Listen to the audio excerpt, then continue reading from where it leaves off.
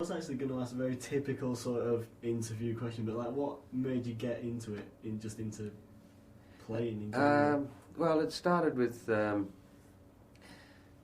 when I was like tiny, my older sister is like 6 years older.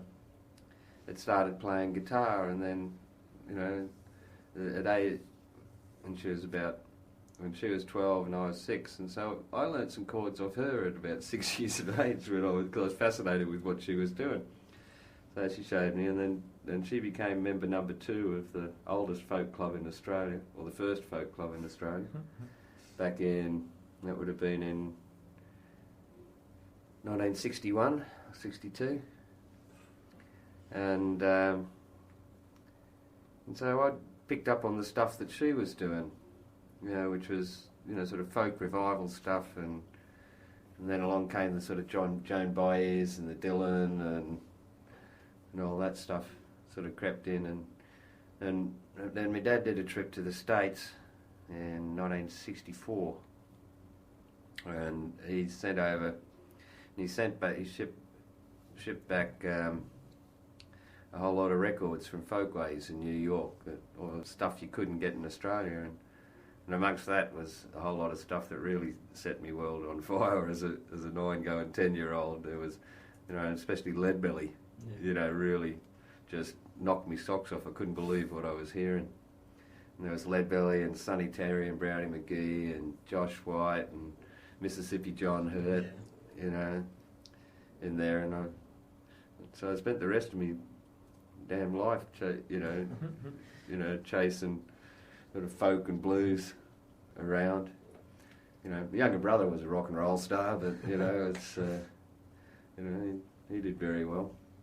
One of his songs stayed national #1 in Australia for 13 weeks. Yeah, went #1 in Japan, #1 in Germany, and top 10 in the States. Wow, what was that? That was a song called "What About Me," a band called Moving Pictures back in the early 80s. Oh, wow. And he sang the closing ballad on the movie Footloose. Nice.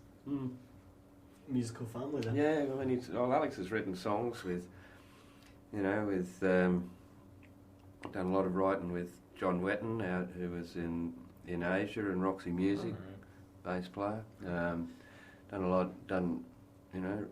Co-written songs with David Crosby out of Crosby, Stills, Nash and Young. That's nice, yeah. It's really he's a interesting little dude, my younger brother. Yeah.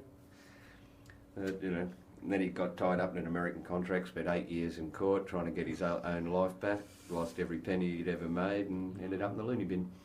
Lives over here now in London, happily married, two lovely kids, married to Charles Dickens' great-great-great-granddaughter. Trust him to come to England and fucking marry it.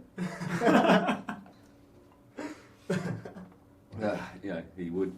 I came over. I told him to come over and stay with me for a bit, just to rescue him from himself. Anyway, yeah, there you go. That's the potted history.